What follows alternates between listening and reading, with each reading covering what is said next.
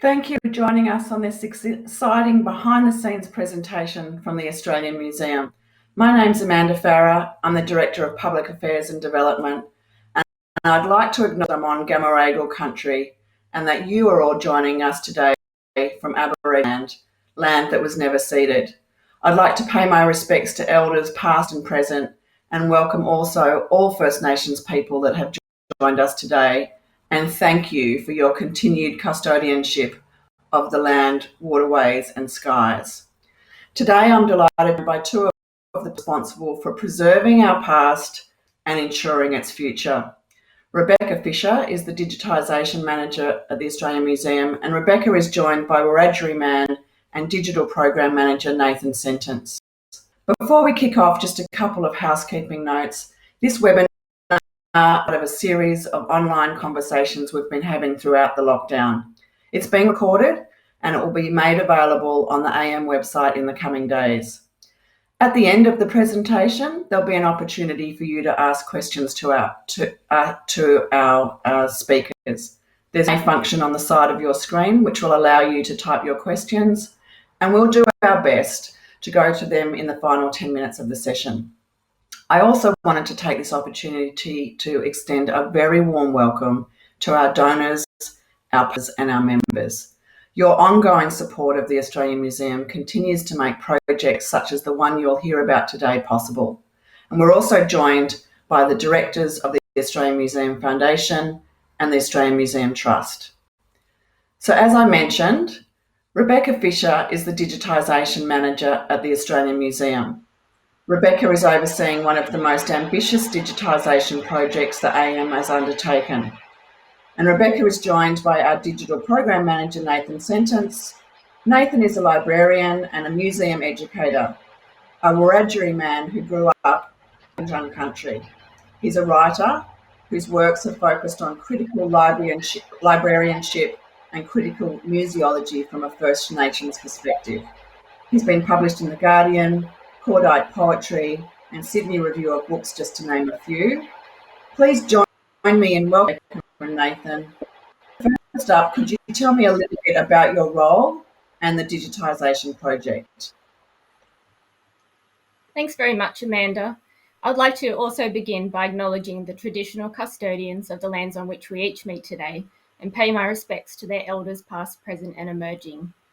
So my name is Rebecca Fisher and I'm currently acting in the role of Digitisation Manager during the planning phase for a new digitisation project that will encompass cultural collections, archives and rare books collections. So prior to working in this position, I've worked for around 10 years in the role of Collections Officer for the Aboriginal and Torres Strait Islander cultural collections here at the Australian Museum. So one of my tasks during this time has always been digitising the collections, so it's exciting to be involved in this larger scale digitisation project, which I'll give a brief outline of now before I hand over to Nathan for his presentation. So we are currently in the planning phase for our new Collection Enhancement Project, or CEP, which is an exciting initiative which will provide the Australian Museum with more comprehensive content than has previously been shared with visitors in the past. So we currently have funding for a 7-year project, but hope to be able to extend it to 10 years in line with the Amory Science collections, which are already currently being digitised as part of their CEP. So our project will be separately funded, but part of the wider CEP umbrella, and will be addressing digitisation of the First Nations, Pacifica and World Cultures collections, archives and rare books collections. So these collections encompass a wide and varied range of object types made from varying materials. Within the cultural collections, which incorporates Australian First Nations, Pacifica and World Cultures collections, there are over 75,000 unrestricted objects, and these are objects that aren't classified as restricted, secret, sacred, or ancestral remains. Fewer than 30,000 of these records have an existing photograph in our database, and many of the existing photos are not high enough quality, so they'll need to be redone during this project. The majority of database records are also quite incomplete with documentation. So within the archives and library collections, there are over 250,000 photographic images, over 1,800 objects, over 2,700 analogue AV items, 1,600 linear metres of paper-based collections, and approximately 15,000 volumes of rare books and 1,500 rare journals. Around 1/3 of the rare books and 1/5 of the rare journals are uncatalogued and require digital cataloguing and descriptions. So they're all very significant and diverse collections. While different projects over the years have started to digitise these collections, this project will allow us to spend more time and resources on the collections than ever before. It will enable us to build upon the previous digitisation initiatives to ensure greater access to the collections for First Nations community members, researchers, the public, and also students. Following consultation with First Nations people, we aim to gain a deeper understanding of the objects in our care and facilitate the recording and sharing of knowledge on a scale not achieved in the past. Curated content will be made available on the AM website in an improved online collection search, subject to community approval and adhering to Indigenous cultural and intellectual property protocols, or ICIP. So the Australian Museum will digitise its cultural, archival and rare books collections according to carefully considered standards and following best practice. We will be updating records with a goal to extending the care, access and curation of the collections. Digitisation of these collections will be achieved through methods including photography and scanning, documentation and cataloguing, online access and curation, and community consultation. So we are digitising for a number of reasons, all of which enable greater access to our collections. Physically accessing collections is not possible for many people, particularly those in remote and regional communities. Furthermore, only a very small part of any collection can be on display at any one time, which means that most material is kept in storage, with limited access possible. So ensuring that records have photographs and all relevant information attached will enable easier access to full record information for First Nations communities, researchers, and also the general public through the AM collection search. So digitisation also plays an important role in preservation. Assets within the collection range widely in age. Many assets are fragile, some are deteriorating due to materials, age, and condition. Collections are kept in perpetuity, so must be managed for long-term care. Digitising the collections will enable us to produce greater numbers of photographs or scans of collection items. And this is important in the event of damage, deterioration, or loss. It will also assist in preserving the collections, particularly any fragile and deteriorating material, by limiting the handling of objects associated with collection access. Digitisation will ensure that each object or item is registered into the database for identification and tracking purposes, and that each object has several high-quality photographs. Work will be carried out by staff working in separate defined roles.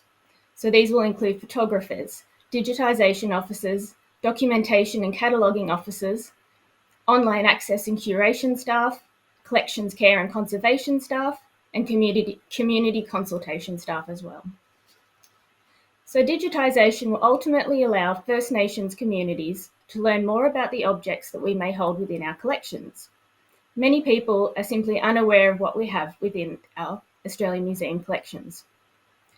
As Digital Program Manager, Nathan Sentance will be working with the various First Nations communities from Australia, the Pacific and internationally to inform First Nations people about the collections we hold, provide access via collection visits and digital photographs, and start conversations about these objects. So community consultation will inform key First Nations community members of this project and its intentions, and work with different First Nations communities to understand individual access and use conditions from the different cultural objects in the collection. So we will gather more cultural knowledge to enhance the description of the collection items and create channels to better facilitate access in a culturally appropriate manner. So Nathan, myself, and the rest of the team are really looking forward to getting stuck into this project next year and further enriching the collections over the coming years of the project. So I will now pass over to Nathan, who will be able to introduce himself a little more and then we'll be discussing the museum's role in reconnecting community knowledge to cultural belongings. Thanks, Nathan. Malenguru, Rebecca. I would also, before I begin, to say Yindamali, Yorumarang Lindugi, Nathan Sentance Yuanari, Raji Gibi Baladu, Yindamalaja, Garamagugu, Mujigangu, Yindamalaja, Garamagugu, Nurumbangu, Yindamalaja, Nadi, Mujigangu. And yeah, like Rebecca and Amanda, I'd also like to acknowledge the land that I'm on, of the Garamagal people, and pay my respects to their elders past and present. And I'd like to acknowledge the Aboriginal lands that you're all streaming from today.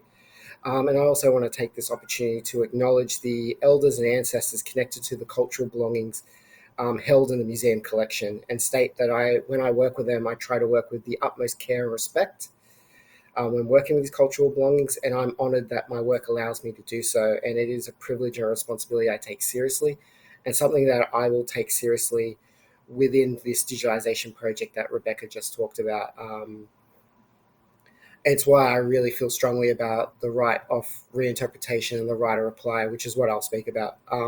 But firstly, I'm going to speak about who I am. Next slide. So yes, as Rebecca and Amanda said, my name's Nathan Mudyi Sentance. I'm a Wiradjuri man. My family is traditionally from Mudyi, New South Wales, but I grew up on Darkinjung country on the New South Wales Central Coast, which is about an hour and a half north from Gadigal country, Sydney, where my dad helped with the establishment of the Eleanor Duncan Medical Service, now called Euron. And actually, my first job was involved with the local community at the Darkinjung Local Aboriginal Land Council as an archival assistant, and that's sort of what got me into galleries, libraries, archives, and museums. I call myself Nathan Mudyi Sentance. Mudyi in Wiradjuri means friend or mate, but I call myself this because I'm a descendant from a famous Wiradjuri woman called Diana Mudyi. During what is known now as the Wiradjuri Wars, sometimes called the Bathurst Wars, unfortunately, Diana's family, my ancestors, were massacred, and so she was orphaned around the age of between 8 or 10. Because she was orphaned, they sent her to work on a station, and they wouldn't let her work under her traditional name. So they gave her a name. Through family stories, we got told that the reason why they gave her the name Diana Mudyi was Diana was just a good, Anglo name, and Mudyi because the town that she was in was Mudyi.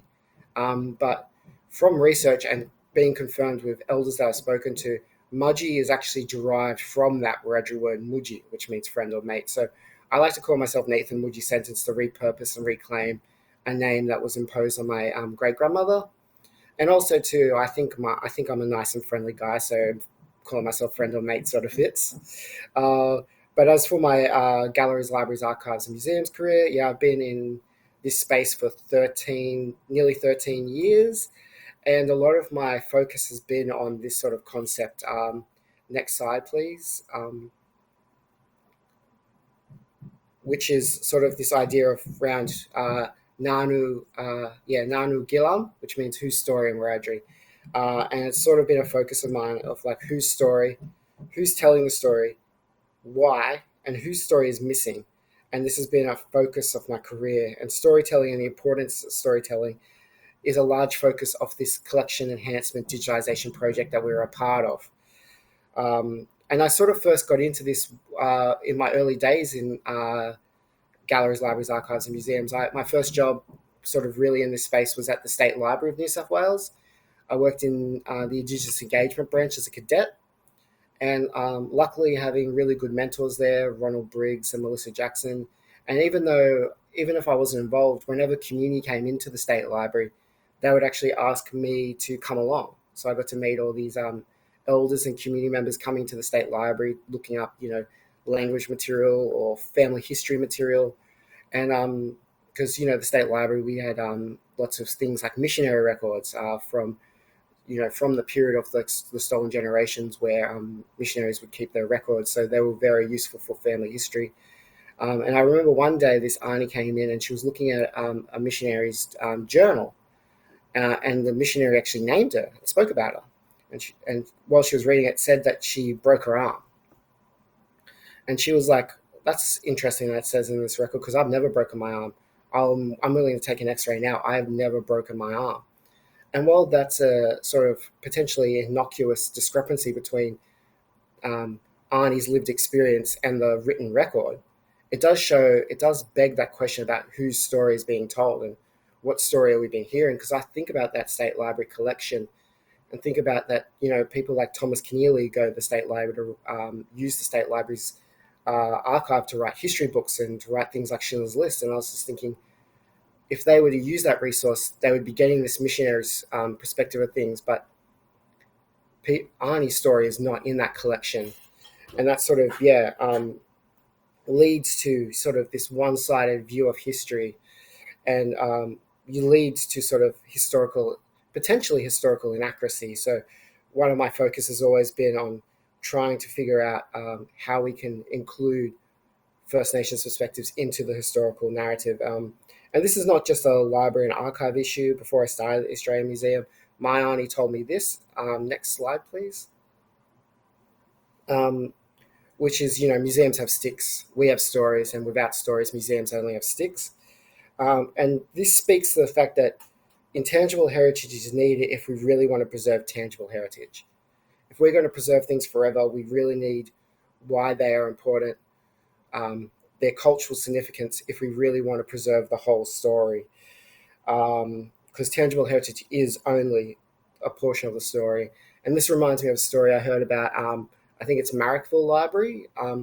They have a pram, I think it's from the 70s in their collection, and they're not sure why they have it. They know it's quite a common pram. It's not a rare pram that was, but they're scared to throw it away because in case the reason they have it is because it was owned by someone famous or for whatever the reason. But because they don't actually have, they've tried to do research and they can't find that background information to why this pram was in the collection. It could possibly be just in there for patrons to borrow. But because they don't know, they're actually scared to get rid of it.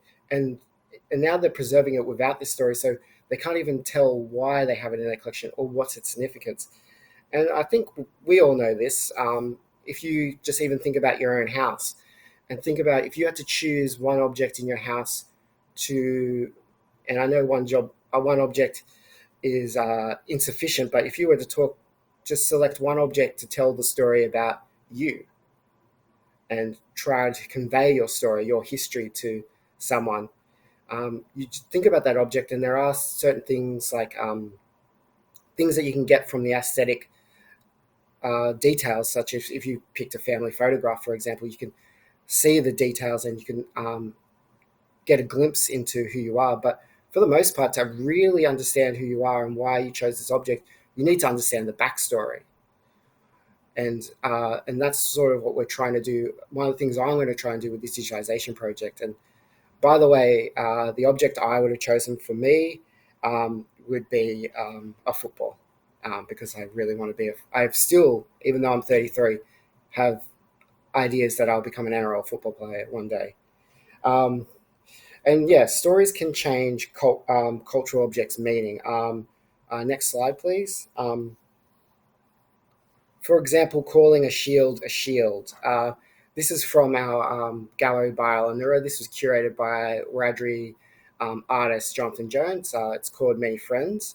But I just wanted to talk about this because entering our collection, a lot of these cultural objects, these cultural belongings were just called shield.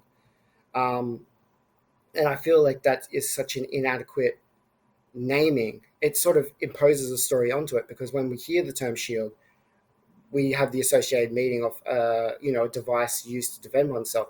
But if you actually look at these shields in our collection, you'll see some of them are so beautifully crafted, beautifully carved, that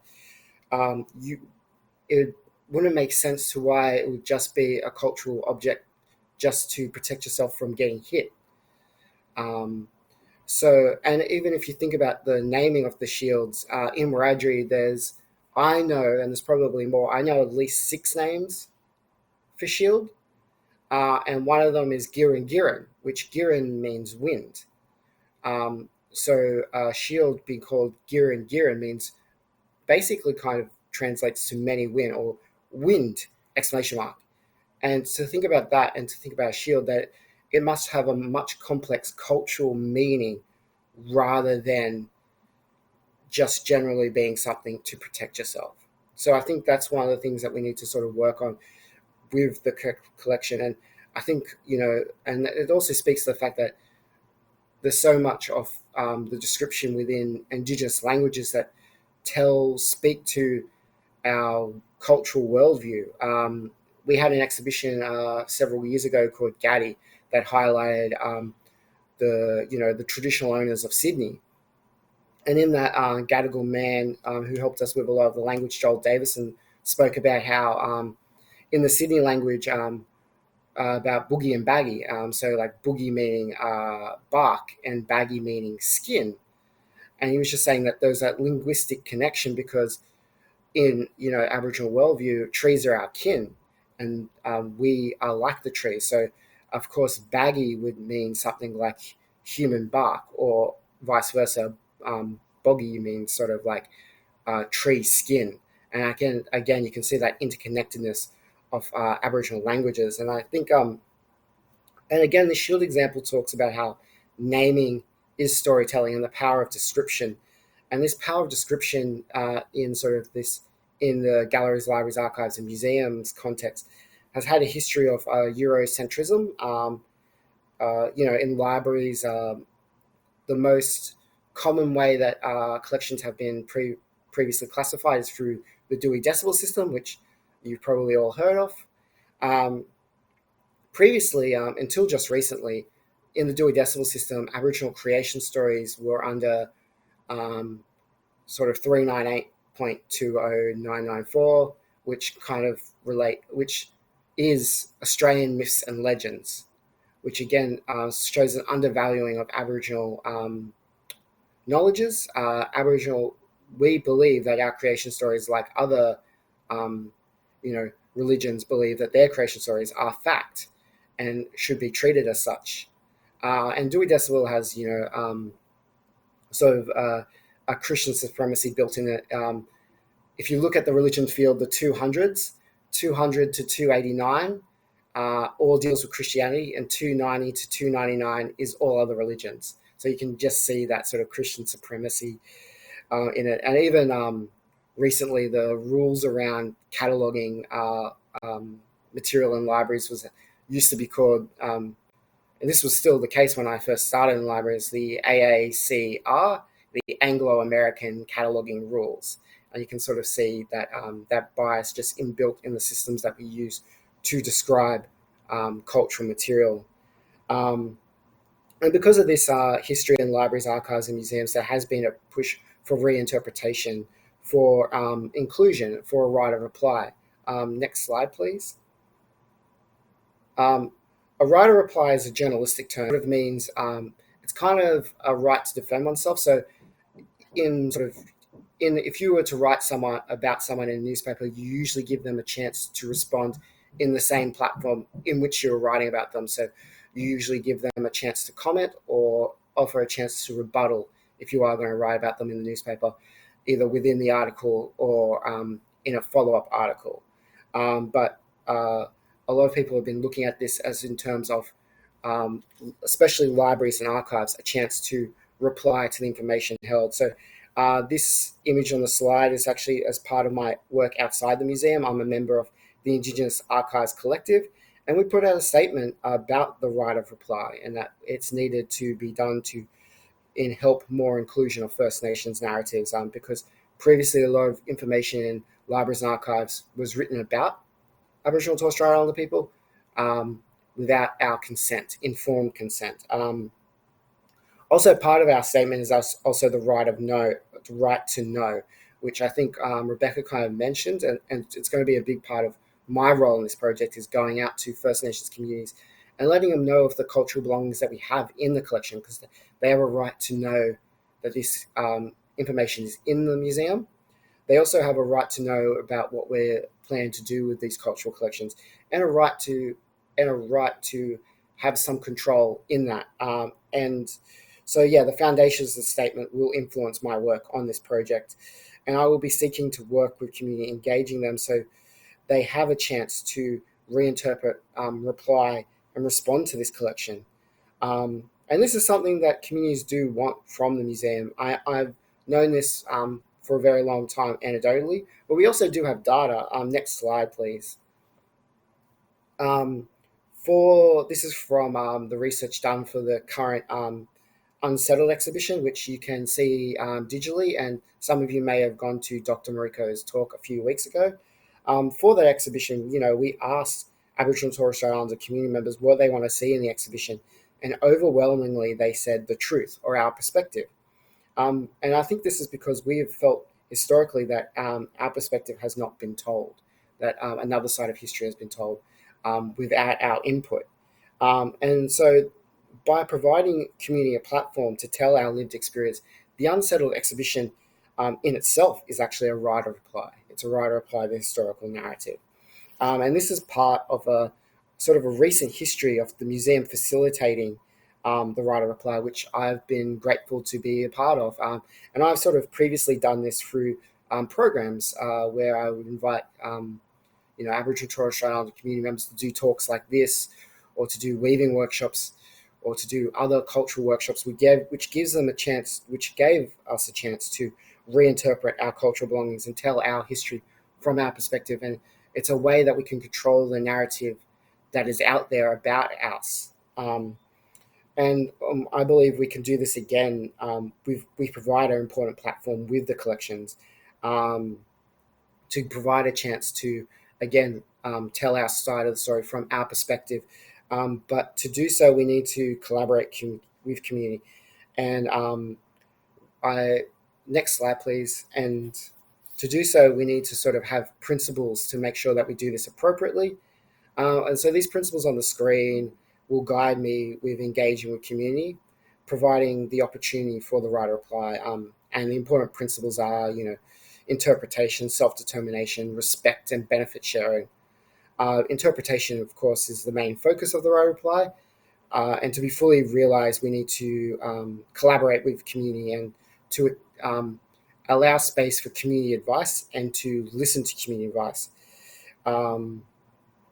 However, using our internal First Nations knowledge, we've already started to reinterpret the collection in small ways. For example, we're currently re-examining the categories used to describe cultural belongings. And these are broad categories like architecture, but we're working through these categories to be more respectful and to align them closer to how community may want them to be. For instance, there was a former category called restraint and punishment, which we all felt implied a sort of savagery. So we sort of wanted to change that to law and justice, again, to sort of to closer align it to how community would see it. Self-determination is another key principle we need to facilitate in different ways. For example, next slide, please. These here are traditional knowledge labels. They're Creative Commons labels, if you've heard of Creative Commons, that communicate cultural protocols of certain cultural belongings. So they were developed by different Indigenous librarians to work with Indigenous keeping places on how they want their cultural objects interpreted by the general public and to communicate the cultural permissions of certain objects. So the labels I've used here as examples is the top one is sort of non-commercial, which is if a community believes that a cultural belonging is allowed to be online, it has no cultural permissions that prohibit it from being online. However, they do not believe that it should be used for commercial reasons. So in that case, you may have to seek the community if you were wanting to publish a cultural belonging that you see online. The second symbol is for men's restricted. And this is if material should only be viewed or handled by First Nations men, preferably by senior men from the relevant community. In this scenario, if we were to get this advice, we would need to respect these communities' wishes and have the material not be online and figure out how our internal systems could also prevent, our non-Indigenous colleagues and our female identifying colleagues from prevent them from accessing the material accidentally or incidentally through our system. So we need to work on this so people understand these cultural protocols and that they're enacted internally to show respect, to be respectful, and to follow cultural law. We also need to work on attribution. Next slide, please. And to work on attribution is to credit, cultural belongings to the correct community. Historically, a lot of the cultural collections have been mostly attributed to the museum, to the person who collected them, or to the person who recorded them. So this is historic. This is what Dr. Lester Rigby would call intellectual nullius. So intellectual nullius, like terra nullius means land belonging to no one. Intellectual nullius sort of means knowledge belonging to no one, or knowledge to be discovered, which is sort of the case with a lot of First Nations knowledges and can be seen with how collections have previously been attributed. My story about intellectual nullius that I used to tell on tours was the fact that when I was working in the library and archive at the museum, one of my colleagues actually found an argument between a French doctor and an English doctor, a correspondence where they were arguing who discovered eucalyptus oil, the French or the English. And this English doctor, to state his case, actually found a record where an Aboriginal man who had been speared went to the doctor. The doctor helped him take out the spear, and then the doctor witnessed the Aboriginal man rub eucalyptus oil into his wound. And this English doctor used that as evidence that the English were the ones to discover eucalyptus oil. So I think, and so that's sort of the intellectual nullius and something that we're trying to avoid. So we've been peopling our cultural collections within our exhibitions by using the term made by ancestor rather than previously we used to use the term maker unknown. And we try to, in the exhibitions, to ensure that community get opportunity to interpret any object that we put on display. But internally, and as part of this project, we're currently looking at the IATSIS database Auslang. So IATSIS is a cultural institution on Ngunnawal country, Canberra, and they've created this thing called Auslang, which sort of is a sort of description thesauri used to describe materials. And so we're actually looking to incorporate this into our collection so we can rightfully attribute collections to their community.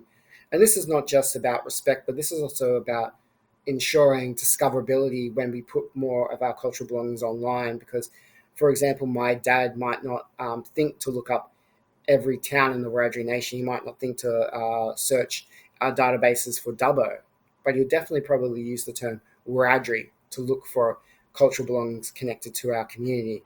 So, and also even additionally outside of this project, I've created a citation guide to try and correct the historical use of Indigenous knowledge, because I feel like historically, again, a lot of Indigenous knowledge was used without informed consent, and because of copyright laws, are mostly attributed to the person who recorded it, which I'll speak to in the next slide, please. So yeah, I wanted to sort of talk about respect. And to build trust with the community, we need to actually show that we're trustworthy of traditional knowledges and stories, and that means respecting Indigenous intellectual and cultural property, which Rebecca sort of touched on, ISIP. And for those who haven't heard the term before, this image from the Powerhouse's ISIP policy, I believe, explains it quite well. So this, and also to mention that this ISIP policy was developed by Terry Janke and Co. So Dr. Terry Janke's work on Indigenous intellectual and cultural property is something that, if you're interested, you should all look into. She recently wrote a book, and she's actually worked with the Australian Museum in helping us develop our own ISIP policies. But when I've been talking about intangible heritage, a lot of that intangible heritage falls under Indigenous cultural and intellectual property. And I think that's one of the key differences between that and just general intellectual property is, firstly, that it doesn't matter if it's recorded or not. So a lot of our oral stories, technically, in the eyes of most copyright laws, don't count as being copyrighted, not until they've been recorded, which goes against First Nations worldviews. And secondly, the difference between this and normal intellectual property is the fact that it's collectively owned. So a lot of intellectual property is the rights of a particular artist, a particular writer. In First Nations communities, a lot of our traditional knowledges, our languages, our scientific knowledge is actually owned by our community. So we need to consider this when working with Indigenous cultural and intellectual property. And that's what we're going to try and build into this project, ways that we can license cultural knowledge, add it to our collections, allow our collections to be reinterpreted, but also, building a way to ensure that we do this while respecting Indigenous cultural and intellectual property. Next slide, please. And this last principle is, of course, important too, benefit sharing. When we're digitizing cultural collections and providing space for more stories, the only way community would want to be involved is if it does benefit the community. And in some cases, community will not be involved, or wouldn't want to be involved if they don't see the benefits to them about the digitization of the cultural collections, or their opportunity to reply. In some cases, we will value the benefit will be financial. In some cases, we'll be working with community, and because their cultural knowledge is so valuable that and when we want to license it, we'll actually be paying for that licensing to have that cultural knowledge be in the museum records and be online. In other cases, the benefit will just be having communities have greater control of their cultural objects. We will listen to them about what the cultural protocols are around certain cultural belongings, who can access it and why. And we'll be looking to community to lead that and control that. And of course, we'll also be enabling better access to our cultural belongings, which will be a benefit to a lot of communities, especially communities working in cultural vitalization. I was thinking about this story I've been told about from a museum worker about how for a particular cultural belonging, this Polynesian cultural belonging, they hired a Polynesian artist to build a replica, this really well-established Polynesian artist. And they paid for them to actually travel to Australia to do this. And while it's a great story that they got to interact with this cultural belonging that actually was connected to one of their ancestors, I actually thought I felt a bit sad about it at the same time, because this Polynesian artist would probably have uncles, aunties, cousins who all would love to be connected to this object, but may not be able to because they're not well-established artists. They're not going to get paid to be flown to Australia to visit this, and they might not ever have the opportunity to fly to Australia. So that geographical, distance actually becomes a access prohibitor, and our digital this project actually sort of can overcome that by making it more accessible. And one of the more exciting things is actually if we could go to the photogrammetry. So this is what is called the Manly Mogo. Mogo means axe in the Sydney language. It's a cultural belonging made by ancestors that's in the Australian Museum collection. So it has been photogrammetried. It's on display in the Unsettled exhibition. It's been photogrammetried and can be online. And we're going to be looking to do with many of our significant objects this sort of photogrammetry, this sort of 3D scanning.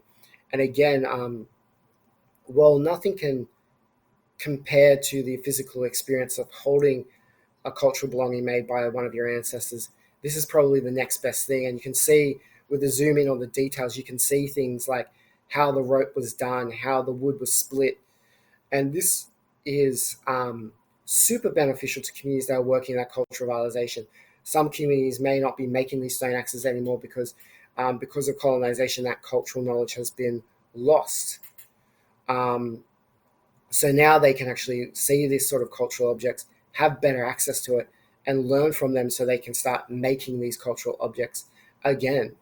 And I think that's the empowerment of this project. And again, if you think about how we'll be working with this project, this will be a chance to sort of see these cultural belongings with the cultural significance, because that's one of the things that this writer reply would be, is not just a potential correcting of the record. It will just be community providing their interpretation and providing a chance to say why these cultural belongings are important. And this will better help us explain it to the general public. Many of our non-Indigenous patrons would love to know these cultural significance and love to understand the complexity behind our Indigenous knowledge. So Mandengu, that's my talk, so I'll be happy to take questions.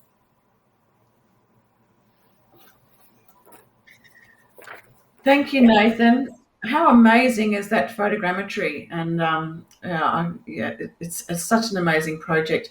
I also love your Aunty Grace's comment that without stories, museums really only have sticks. And I think that's a really powerful message and sort of underpins the importance of that project. So let's open up the conversation with some questions. Please, as I said, please use the Q&A function. There's already a couple that I'm going to start with. So directed to you, Nathan, first.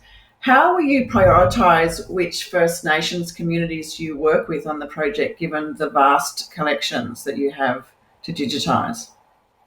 Yeah, and I think that will always be a tricky thing, is that you can hear the sort of breadth and how vast the collection is in Rebecca's introduction, connected to communities all across Australia. And because we're also focusing on world and cultural collections of the Pacific, internationally so vast. So I think what we're going to start doing is sort of having a strategy of prioritizing particular collections that I will be going out to community and working with them to reinterpret the cultural objects and giving them that opportunity to write a reply. And how we're going to do this is based on internal priorities, but also based on communities that have reached out to us previously. That this provides us an access point of communities that are already interested in the cultural belongings in the museum, but also based on our pre-established relationships. So the First Nations division has just been developed. We have several First Nations staff from Australia and the Pacific who have been working with communities for numbers of years. And, just even working with, say, something like the Unsettled exhibition, our director, First Nations director, Laura McBride, and Dr. Mariko Smith worked with, 150 or more community to build that show. So there's already pre-established relationships with those communities. I'm a Wiradjuri man. I have connections to certain communities. So we'll probably start with the communities that we can reach out to and the ones that we can,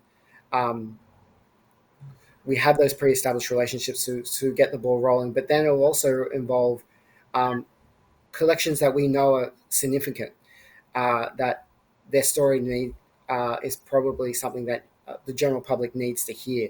And from that, we'll use them to sort of start establishing relationships, as well as building on relationships we previously have. We're going to actually have to start starting relationships, which will be admittedly a slow task, because there are scenarios where people are unaware of the cultural belongings that are in the museum.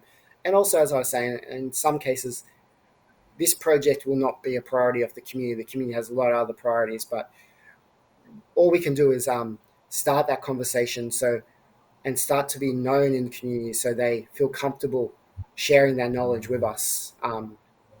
Yeah, that's great. Thanks, Nathan.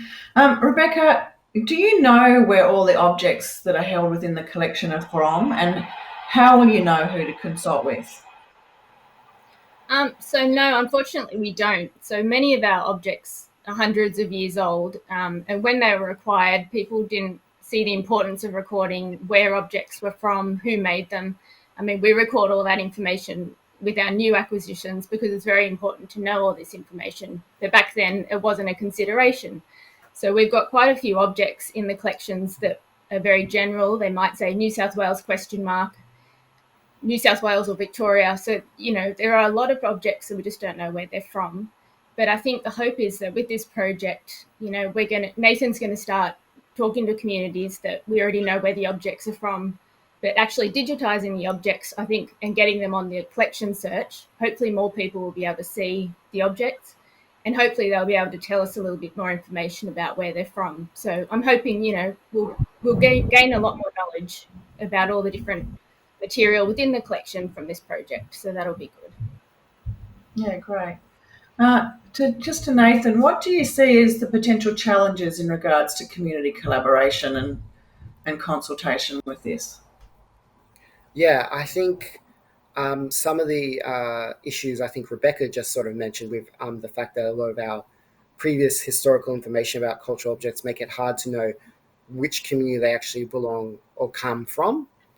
And so I think with that, we'll need to work in a way of sort of risk management and work with our internal First Nations team, including myself, to figure out what potentially of some of these poorly provenance objects, cultural belongings, can potentially go online. And from there, their additional exposure online will actually hopefully get community to come to us and provide that information. So then we can actually include that information with those cultural belongings and potentially get them more properly attributed. And another issue I think is something that we'll have to work with is the fact that a lot of our records are textual. That's how records are. But I know a lot of community will probably want to respond or reply through different means, and we'll have to figure out how we can transcribe that. Because, a lot of mob, you put them in front of a cultural belonging from their community, and they could probably yarn all afternoon about it. And if you sent them an email asking them, could you just write a paragraph about this? They'll probably never get back to you. So it's that sort of how we can sort of capture those oral stories in the way that you're meant to talk about these cultural belongings, but incorporate that into how our systems already work. So I think one of the things I'll be doing is working with, capturing some of this stuff orally, but then figuring out how to digitally connect that to the cultural belonging that's related to. So I think, yeah. Yeah, that's a good point, and something that's quite different to the way that I guess we have worked before with objects that aren't necessarily cultural. That those oral stories need, it's sitting down with mob on their country and allowing them the space and time to be able to do that. So that's really exciting.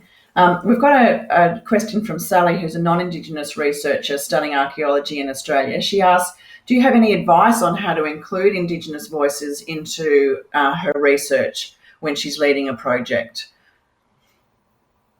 Yeah. Maybe.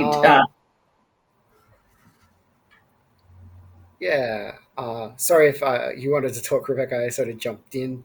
But I think it's all about collaboration, I think, ensuring that community are informed about your project, and then providing that space for Indigenous voices to be involved.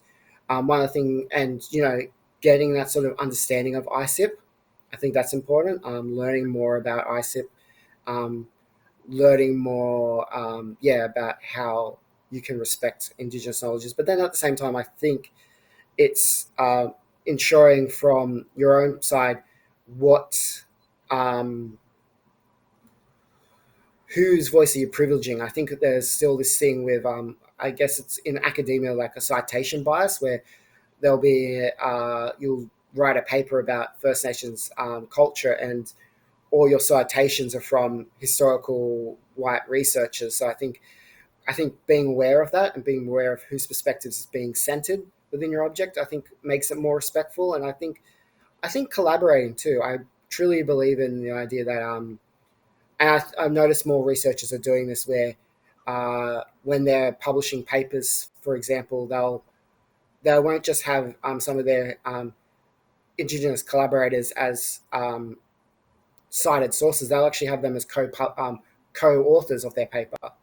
And I think that will be something to look in the future, as trying to share ownership of this work, and or to not claim any ownership at all of this archaeological research, and how you can sort of,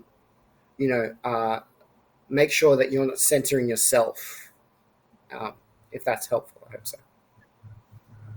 Yeah, thanks, Nathan. I think that's some of the principles that you have you mentioned in your talk. I think are really important for all researchers to think about, and I think some of the great examples that the museum has undertaken is when we've co-designed those research projects with Aboriginal people from the outset, so that it's not sort of consultation at the end. It's co-design at the beginning, and there's some wonderful examples. And I think, Rebecca, you've worked with researchers before that have wanted to access the collection, and we are very happy to provide advice to any non-Indigenous researchers about some of the principles that you should be applying to that. So we have a question from Farley. And I'll direct this to you, Rebecca. Do you know what the oldest object in the collection is, in the cultural collection is? Well, cultural collections, a lot of our earliest material was destroyed in the Garden Palace fire, so that was the 1870s. But we do have objects that date, I think, early 1800s. We've got some wooden objects within the Aboriginal First Nations collection.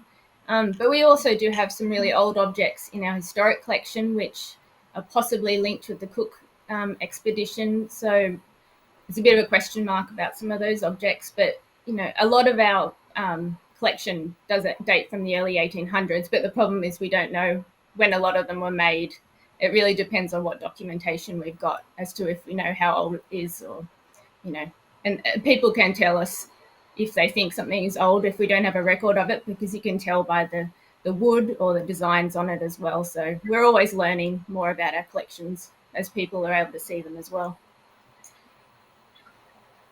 And then just to me, Nathan, will all the digitised material be viewable on the AM website once the project, starts to get up and running? And because I know it's going to run over several years.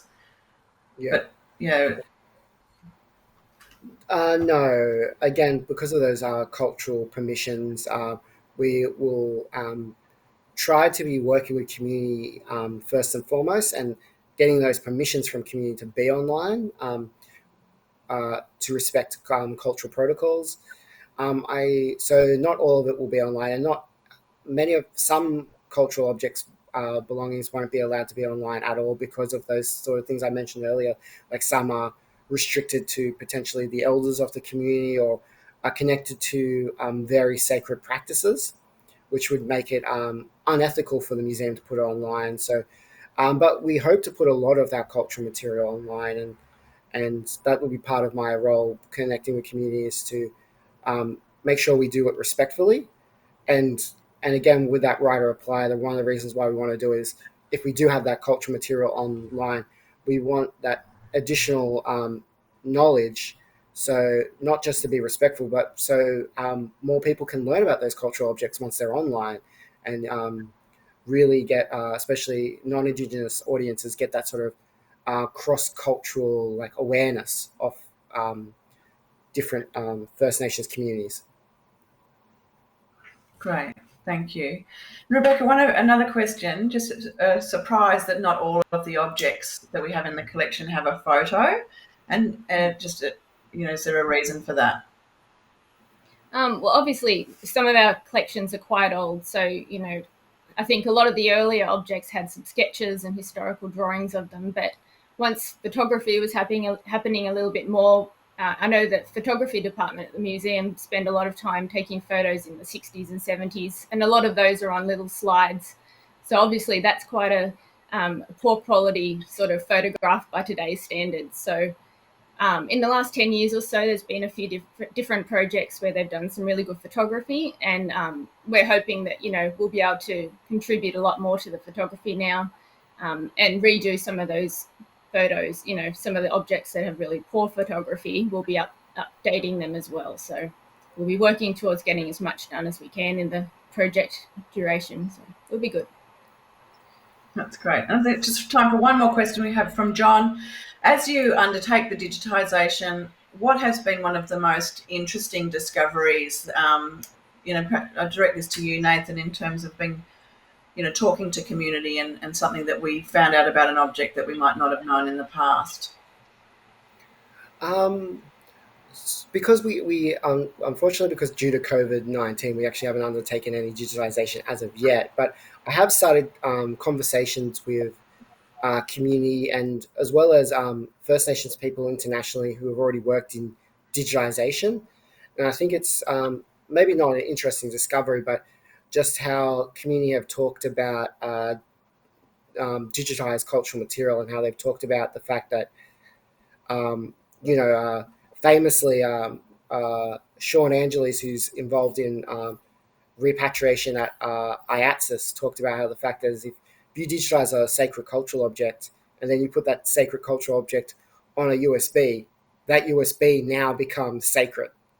And you have to treat it with the same cultural law you would treat that cultural object.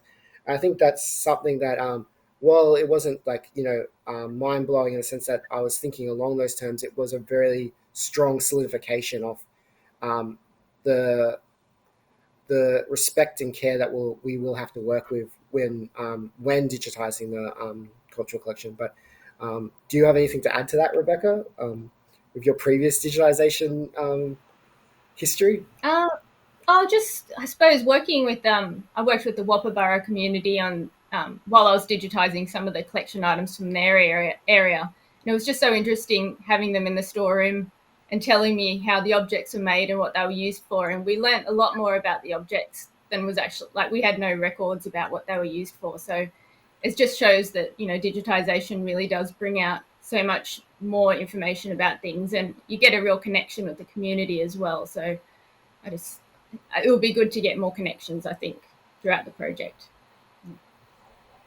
Thank you both. Thank you, Rebecca and Nathan, today for your insights. It's a really important project, and I don't underestimate the responsibilities that you both have to the First Nations communities and indeed Australia. We're very lucky to have two very passionate and professionals driving this project. If this is something that has resonated with you and you'd like to find out more about how to support this work, please get in touch with us. And next week in our online series, we're going behind the scenes with our manager of our collection care and conservation, Heather Bleachmore, and our senior conservator, Sheldon Tier. It'll be a wonderful sneak peek into our new collection care and conservation laboratory at the museum. And they'll be sharing some of the techniques they use and indeed the challenges they have in preserving and treating the AM's very vast collections, from archaeological and cultural objects, rare books and archives, to our biology and geology collections. I want to again thank our members and donors and partners for tuning in today. You're such a really special part of the museum, and we thank you for your support. And a reminder that this webinar is recorded, so if you want to share it with your friends and family, please head to the AM website in the next few days where it will be uploaded. Please take care and look forward to seeing you on site at the museum in October. We're so excited to be reopening the doors.